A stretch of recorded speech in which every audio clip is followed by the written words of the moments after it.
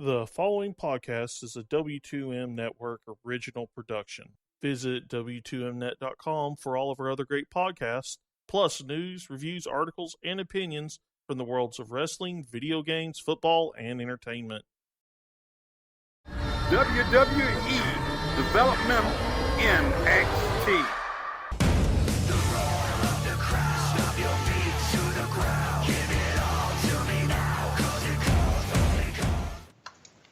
Hello and welcome to the first Wrestling to the Max WWE NXT review where it's by itself on its own thing. So now all of our WWE reviews are on their own deal. And nice to have Gary with us here, not just Paul and I, but the whole W2M crew. Yeah, this is going to be fun. This, by itself is going to be kind of interesting. We're used to doing this in a full format of a show, and doing it separate is going to give it its own a lot of time, and not only that, we can kind of jump into some things maybe a little deeper than we usually do. To be fair, sometimes NXT likes to be a little, it just kind of passes the time, doesn't always give you this meaty product to totally enjoy. But this one actually had some cool little things to it, where you had, they start out outside. It looks like it's, I guess, outside the arena, the Full Sail University somewhere, or Asuka was leaving some kind of appearance, is what they were saying on commentary. And Billie Kay and Peyton Royce just jump her from behind and slam her against the NXT bus a bunch of times, and they had supposed to be coffee, but you could tell it was water. They tried not very hard at all to hide that either. But other than that, I thought it was an effective little beatdown thing, and then they go right to a match between Billie Kay and Peyton Royce with the debuting Crazy Mary Dobson and Macy Evans, who is the I think the military chick that they signed a while ago. Yeah. And yeah, it was a squash. Crazy Mary got a little bit of offense. That was it. Yeah, this was what you would expect, to be honest with you. I think that at the end of the day, it's kind of cool that you do get a chance to see the new talent show up and actually be a part of the show. So you got to be excited about that. But with this Asuka attack and all that ensued, you knew that there was more to this, and this was just going to be a squash match. So nice to see new talent, but not much to this. It's more about what follows, right? It is indeed more about what follows. Yeah.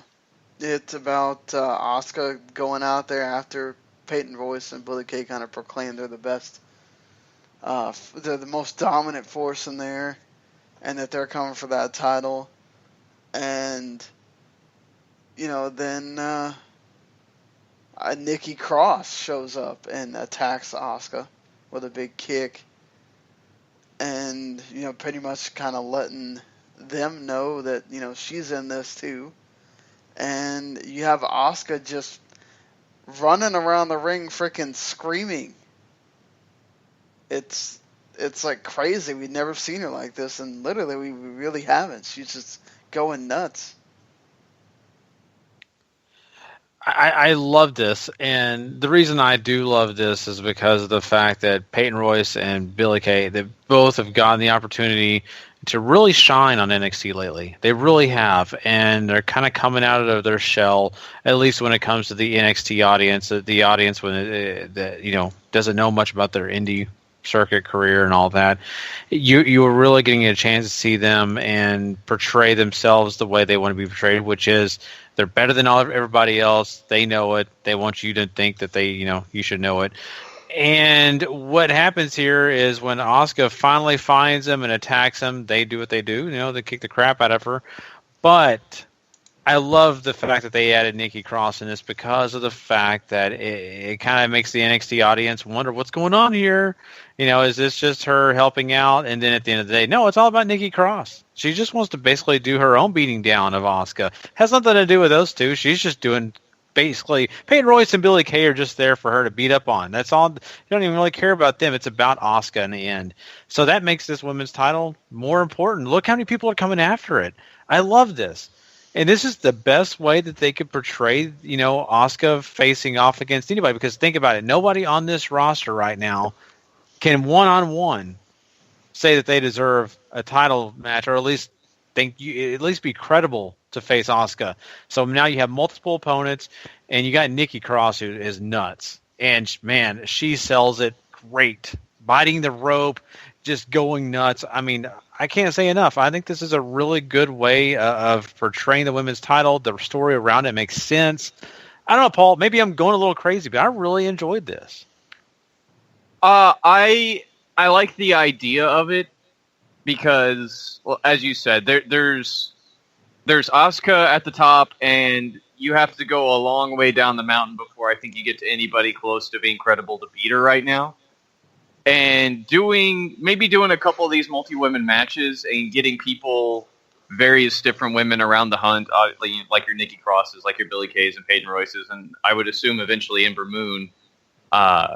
You have a lot of people getting a lot of attention very quickly. So when you do call Asuka up, if that comes around this year or whenever, you have a lot of names that at least the folks are familiar with. Maybe the wrestling won't ever reach that same level as the Four Horsemen women's run in the division or anything like that, or even up to Paige or Emma's level that they had going before that. But certainly, I think they're doing a very good job of building characters and building people that you could get invested in. Maybe they won't beat Asuka for a while, and maybe they shouldn't beat Asuka for a while, but they're doing a great job of building characters, and I think that's what I like the best out of all this. I think we kind of have to see when this women's tournament happens, which now they're saying March at the earliest, is how many of them are going to stick around afterwards. This isn't this is very much different than the Cruiserweight division, where that's all in one division. You technically have 3 women's divisions going on right now. So are you going to pack in 20 girls in NXT? Probably not. So do you have some of these women graduate to the main roster? Is Asuka finally going to go? Or is it going to be other ones that quite aren't ready, just like, what happened with Alexa Bliss and Carmella, and perhaps Billie Kay or Peyton Royce could be one of those.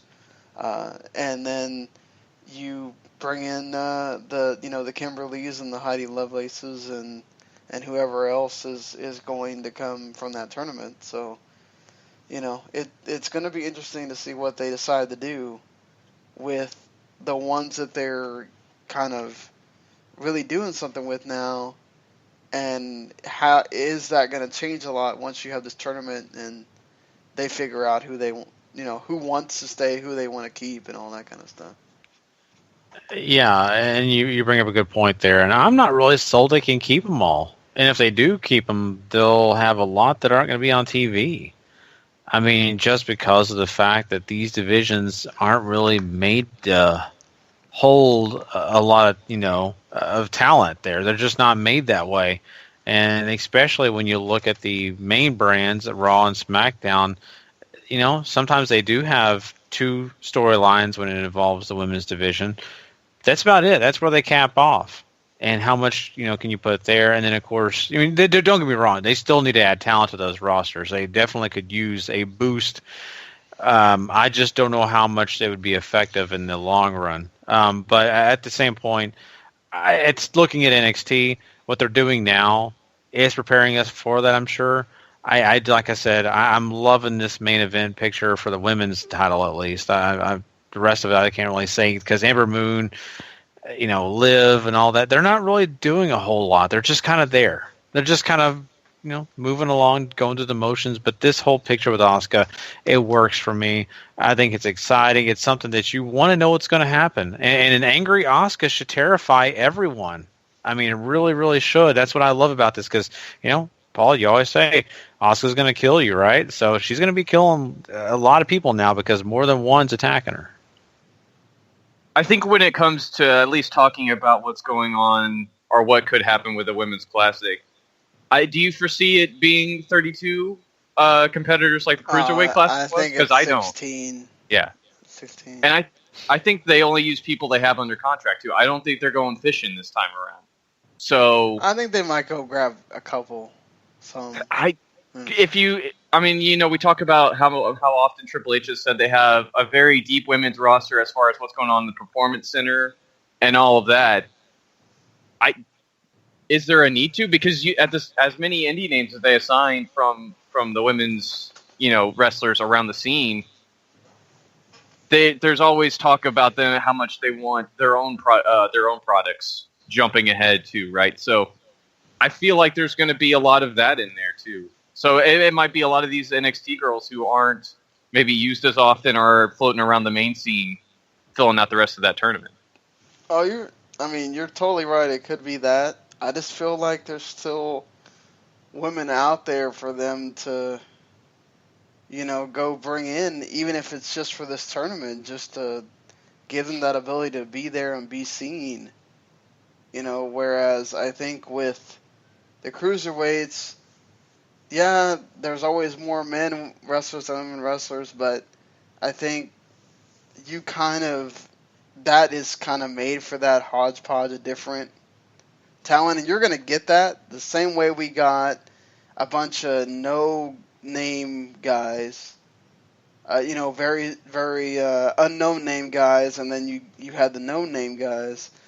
You might get that with the different levels of women that they have in NXT. They might bring some of these Performance Center only women in here, put them in just so they can job to the ones that have a little bit of a name. Maybe it's not 16, maybe it's 20, maybe it's 24, whatever. I wonder if there's probably some there that they want to have as a surprise that aren't ones that are signed or something like that, just to bring in a few. And we saw them, bring in the twin or the not twins, but they in the cruiserweights they brought in two brothers, right? Bollywood Bollywood Boys. Bollywood Boys, yeah. So maybe like in this instance, you could see that happen again, like with the Blossom Twins or somebody like that join and be a part of this process. I don't know. It's cool because you can see some parallels, but then again, like you guys are talking about, it probably won't be as big of a roster when it comes to the tournament. Well, yeah, I mean, if you try to have 32 women, that's going to really, you'll really have to go out there and try to find people and everything. Mm-hmm. I wonder if they're going to try to do the around the world thing, like the cruiserweights this time, or they're going to not do that. We'll see. I mean, let's say it was big and there was a lot of, say, outside. Do you think that there's any possibility, because, I mean, obviously Patrick being such a big fan of women's wrestling, he kind of wanted to see this, but I already explained that there's 3 women's divisions. I don't know where they would even tape this show, but do you think there's a possibility, maybe, that they have a 4th women's division and they have their own show? I don't.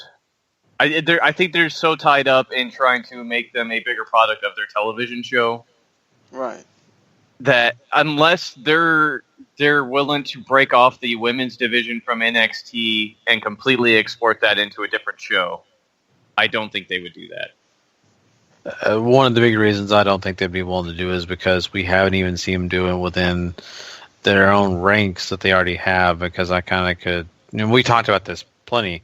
They have a Total Divas roster in a way, and they haven't even split them away from some of the girls that are just wrestlers.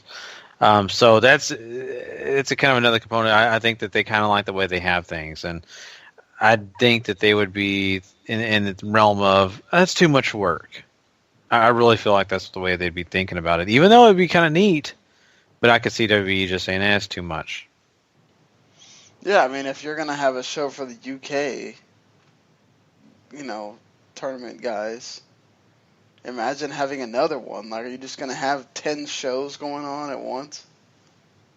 I don't know. We're gonna have to take up a whole nother there's gonna have to be like a whole nother like W2M people that are just gonna review all those shows. Because imagine. Yeah, That's, and Ketsa would probably be in charge of that show if it was just all women show. That'd be Ketsa's. yeah, exactly. So we move along here to the Drifter, Elias Sampson, squashing somebody. He gets go away or stay away chance at the beginning, and then at least he made quick work of him. Yeah, the Drifter. I mean, it's nice that the crowd still interacts. That's a good thing for him. I mean, at least when it's to the eyes of the WB, I think, because people are willing to say something and to cheer against him and to make even any noise. But at the end of the day, this is just I just don't care. I hate to say it that way, but it's just another guy that you're just looking and saying to yourself, okay, either repackage him or let's just just have him be the one squash. Well, I don't need to see him squash anyone else.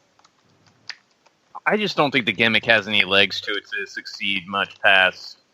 And we've seen weird stuff get over in NXT, but when they go to the main roster, they usually don't work out. Like the Vaudevillains, I think, is a great example of this, who are a great tag team and a great gimmick, but I just don't think it's something that really appeals to a broader audience. And I think Elias is the same idea, something that might work here but won't work on a bigger stage. And, looking at this gimmick in general, I hate to be this way, but this reminds me like the Solomon Crow gimmick. It's one that really you can't do a lot with. I mean, yes, sure, he can play guitar. He's a drifter. But just not like you're taking a journey with this guy. They're not outside following him town to town walking or hitching a ride to the next town or anything like that. You're not doing that journey with him. And he hasn't found a way to sell that to you inside inside that squared circle. Kind of same with Solomon Crow. As good of a wrestler as he is, Sami Callihan is awesome as a wrestler, but that gimmick just of a hacker, you can't show that. So it's just, you've got to find a way to find out what you liked about this guy first and get back to that and maybe move on and do something else. Otherwise, it's not going to work in NXT, and it sure as heck is not going to work on the main roster. Oh, yeah. I just don't know what we're going to do with this. I mean, the crowd reacts. The crowd, instead of just being silent, they get him something here. So, he gets saved by that, but I just don't know where you're going to get the crowd to react as far as that's concerned for the main roster. Just, I don't see it. And I don't know if you're going to mention this later, Sean, or we're going to gloss over it, but, Big Damo, we saw him lurking in the shadows, of course, when Nikki Cross and Eric Young and their whole little troupe walks backstage and gets a little interview. Damo's another guy that I'm really curious about because, he is a character that I think people could get behind just because of his size, kind of like Braun Strowman or someone, that just a, heavy, tough, rough, and, big guy. But at the end of the day, it really makes you wonder what's going to happen with him just because of what we're seeing with the guys like the Drifter and stuff. So I'm more interested in this guy that I haven't even seen him in the ring than I am the guy that I've seen a few times and I just wish he'd go away. Drift away. And I really mean that. Drift away. Yeah, that's exactly. Just drift away, dude. We'll be totally fine if that's what you do. But, that's not going to happen anytime soon, at least, probably, for him. Yeah. Luckily for him, anyway. But, Paul, do you like this whole Big Damo thing, the way they're putting him into this, just kind of him, peering in? Do you like that? Do you like the mysterious type of thing they're doing? I've seen the man work. He's a beast. He's a great worker. I'm interested to see what they're going to do with him, especially because NXT doesn't really have a lot of these big, monstrous guys come through their doors every day. So if Big Damo hangs around for 6 months to a year, you could get a lot of steam behind him as a big monster or whatever you're going to do with him and really see what flies.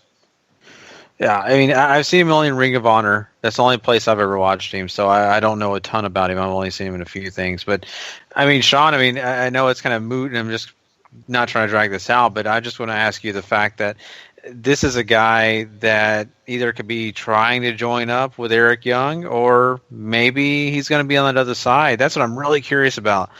Is it interesting to you at all, or is this just kind of like, whatever?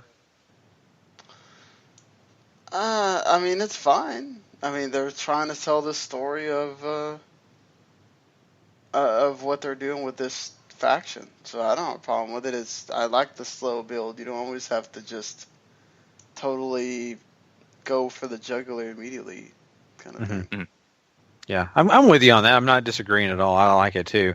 I was just kind of curious your guys' thoughts on that, because we haven't seen a lot of him. So. Yeah, certainly.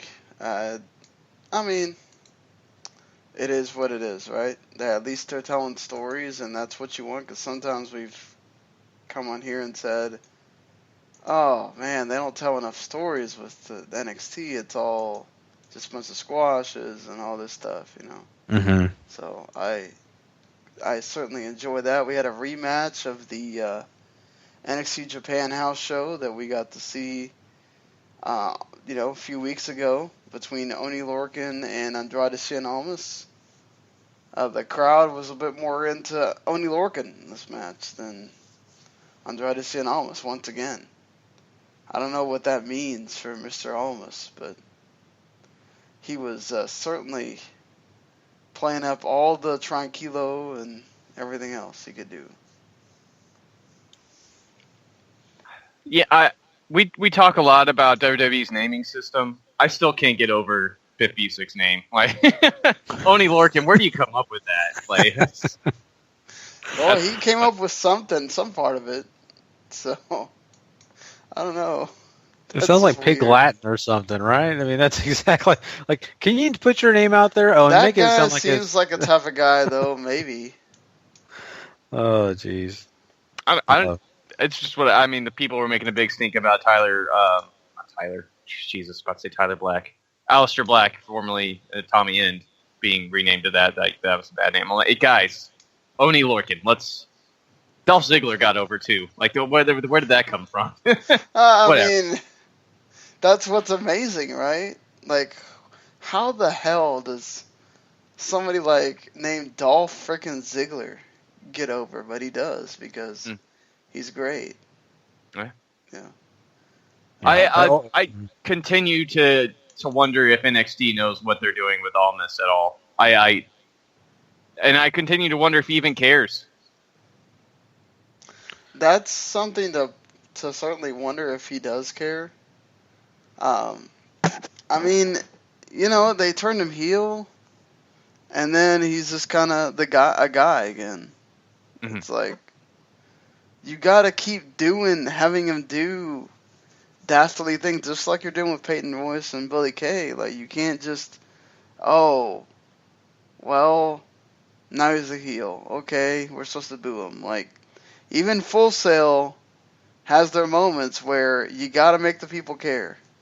They're not always just gonna boo and cheer everybody just because they're walking through that door.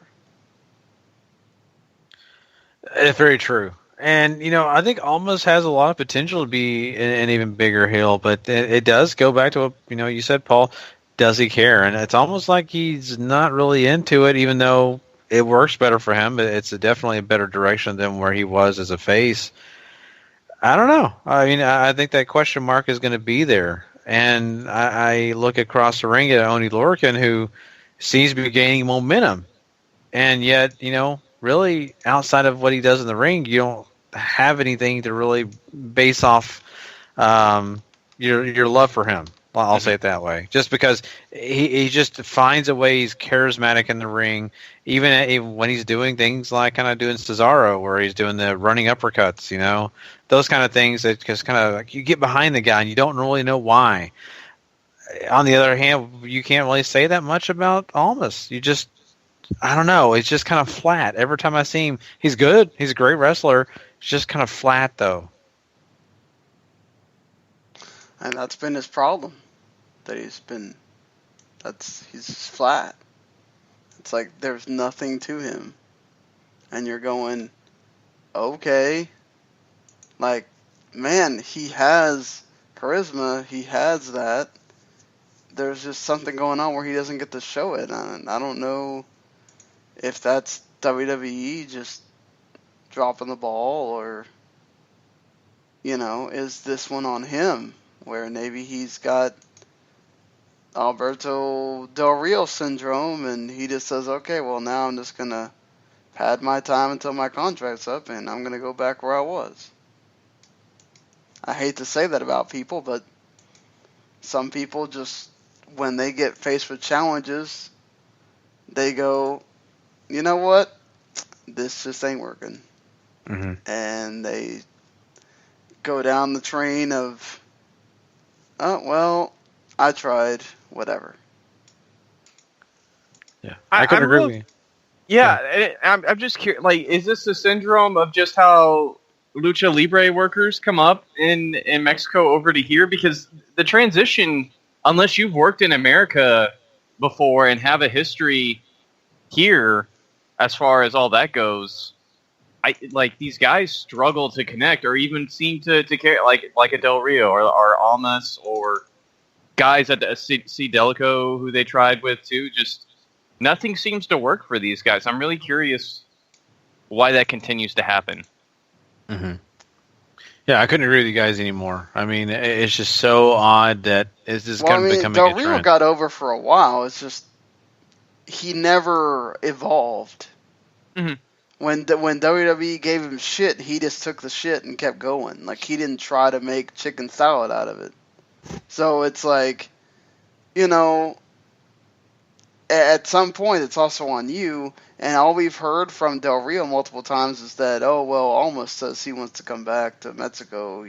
He doesn't like it, and he's struggling learning the language and all that. That's a problem too. You don't learn the language. It doesn't matter. The guy's still cutting promos in Spanish. Like, you got it. Look, I can excuse it with what's it? Damn it, Metal League. I can't excuse it with you. You've been here how long now?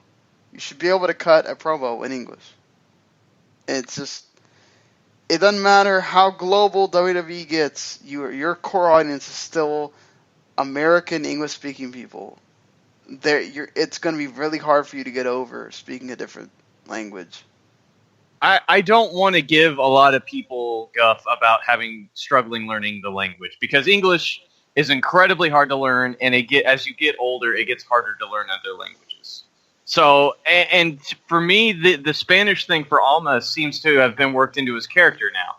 Like, he seems to think he's better than you because he's this global, or believes himself to be this global guy who speaks another language and all that stuff, right? He's an idol. Yeah, and I understand, like, you need to learn how to speak English. It's a necessary skill, because, like you said, the core audience still is people who speak English, whether it's here in the States or UK, which is a market they're obviously focusing on now, or worldwide. You just see more English speakers now, too. So, I mean, but you'd imagine it's easier, as someone that's a native Spanish speaker, it is so much easier to learn English speaking Spanish than it is speaking Japanese. And according to people, linguists and stuff like that, the hardest language in the world to learn is Mandarin. The second hardest is English. Right, but I mean, Shinsuke and Asuka are seemingly learning at a faster pace than, Japan's a different deal, though. Mexico, and I don't want to get into world politics or anything like that, but Japan is more of it's a first world country, and I don't want to put down Mexico or anything, but they've had a lot of problems, and it's not like they really focus or seem to focus on international things, whereas Japan very much wants to exist on an international market, whether it's business or wrestling or any sort of global stage that Japan gets, they usually go with. I'm not trying to put Mexico down or anything like that, but I think it's just different cultures that are working within those two different countries right now. Fair enough. I just wanted to make that point that, it's there for you. I'm just saying, like, I think part of why Hideo struggles a little bit is because he doesn't sort of have the master. Like, at least Shinsuke can cut a promo, Mhm. Like Hideo, it's really hard for him still, Yeah. so that hurts him a bit. Same thing with Almas, compared to, we could say what we want about Mr. Patron over there, but the dude could cut a promo when he wanted to, when he was motivated, Mhm. and he's actually he got over, just again he got stuck in his little cycle after a while where he just gave up because I guess WWE wouldn't listen to him or they didn't care or whatever. And I don't know, Triple H doesn't seem like that kind of guy because he doesn't want to be giving TV time to a guy that's just going through the motions, Mhm. But after this, we have a tremendous match once again. I mean, I don't know. You could just have DIY and the Revival wrestle like for a whole month, and I'm sure it would never get old, and it would always be awesome. And what is there left to say about these two teams? I mean, they are just tremendous with each other. Yeah, I agree. I mean, this is just one of those regular things now that you come to expect when it comes to these two tag teams. They just have that chemistry. They work so well together. Every time you see them, it's a treat. And they gave you another one here. I mean, I'm not saying this was one of their best matches, but that doesn't matter. It's still a great, great match, and they delivered, and it really makes you wonder if this is the last one. And I'm assuming it is, possibly because either tag team could be moving on to bigger, greater things. I don't know. I think the Revival won't be one you could be pointing to possibly moving on. And I would love to see that happen for those two guys. But for DIY, this is great. This gets them on and moves them on into the new realm, of course, against this new team that they'll be trying to take on, this new threat. But I love this match. It was a lot of fun. You could certainly say this was the worst of the three matches they had against each other, but that's only because the first two, one of them was 5 stars and the other one was pretty damn close. Yeah. So I'm taking nothing away from both teams. They worked a great match here. Certainly not on that level. It is still super good. This felt like an ending, though. The Revival sort of go out swinging together as a team. They just get outmatched, and then that's the way it goes. At the end, at least, they spend a good amount of time working over the match too, in their favor. But I think it's definitely time for the Revival to move on. You've seen what they can do in NXT, and I think when the guys who are in charge of NXT look at Gargano and Ciampa, I think they want to do something along the lines of what they were trying to do with Neville and oh God, I'm blanking on his name now. Announcer over on, they were the tag team champs in NXT early on too. Corey Graves. Yeah, Corey Graves. It seemed they were building up before Graves' concussions sort of took him out that he was going to be a challenger for Neville whenever he won that NXT title. And I definitely think that's something they want to do with these two guys. I totally can see that, and I hope they do. It'd be so interesting if that's the case. I mean, they've been really throughout the entirety of their run together as a tag team, even the Cruiserweight Classic, all that. You had the tag team title losses. You had moments where you thought, "Oh God, this is the time. This is the time where Ciampa's going to turn on Gargano, and we're going to start this awesome feud, but we're going to be heartbroken because they've been such a great team." And you still get some of that a little bit, but I mean, it's just they've done so well as a tag team now. It's like, man, when that breakup eventually happens, it's going to be one of those heart-wrenching ones. Yeah, I agree with you. But there's I think there's a lot of dollar signs around that. I don't want to jump the gun on it. Bret Hart and Owen Hart had the best sort of relationship when it came to going from we're kind of rough with each other to tag teaming to breaking up to having great matches with each other. I certainly think Gargano and Ciampa could be as great as those were. Yeah, those are some big shoes to fill for sure. And and I like these two guys. And it's weird to say this, but it's almost as if you split these guys up again. I think that they not start at square one, but I think that they have a new journey, and that new journey maybe a little bit more on the aspect of, hey, you kind of have to reboot, restart up a little bit, because they have gotten this, realm of big support from fans, big support from, I think, even, people behind the stage looking at them and saying, you guys work so great together. As singles competitors, though, I don't know. I mean, I'm a huge Tommaso Ciampa fan. I think that he's great, and I think he would do fine. But, Gargano's a guy that's excellent in the ring. But, how far can they take it? And I just love these guys as a tag team right now. So when they do break up, I think it would be kind of sad. But, you also wonder how they do separately, too. It's kind of weird. Yeah. Like the Revival, I mean, those two guys, I don't know. Those might be, some lifer tag team guys, but Gargano and Ciampa have historically tremendous singles careers, and you'd have to think that each one of them want to get to that at some point, especially with Gargano could be, super. Another one of those guys that could be a big baby face if WWE handles him right, and Ciampa could really go either way. That's kind of one of those.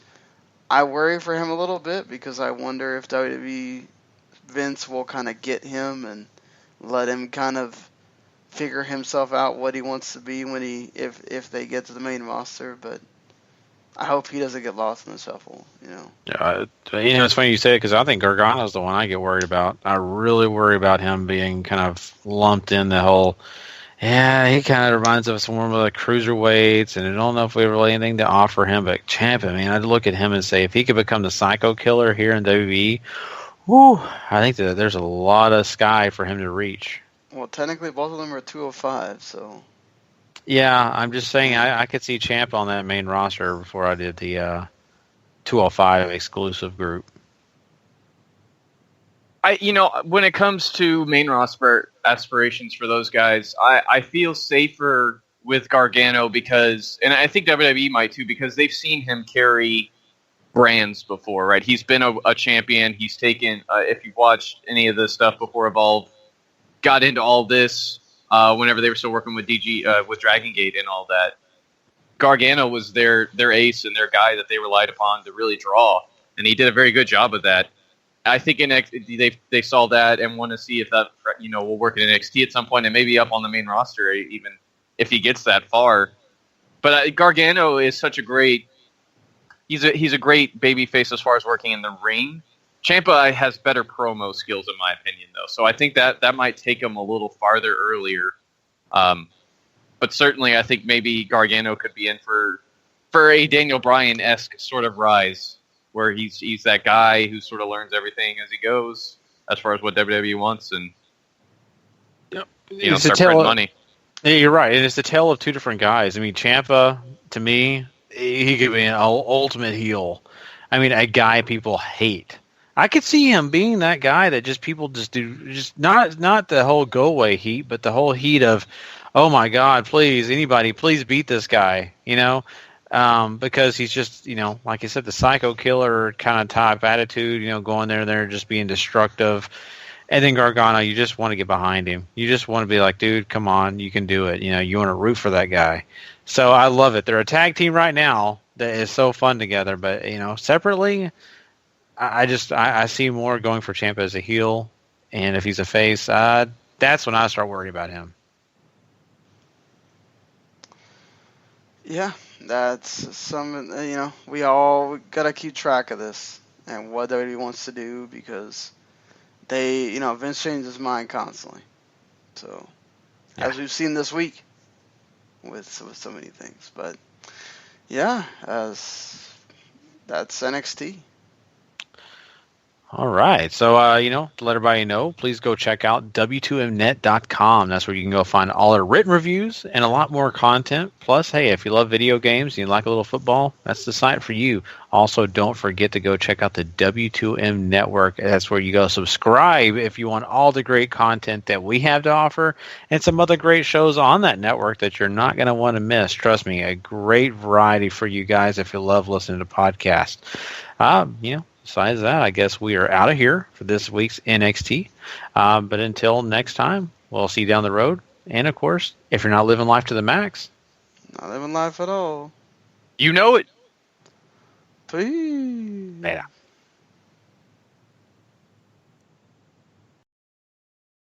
The following podcast is a W2M Network original production. Visit W2Mnet.com for all of our other great podcasts, plus news, reviews, articles, and opinions from the worlds of wrestling, video games, football, and entertainment.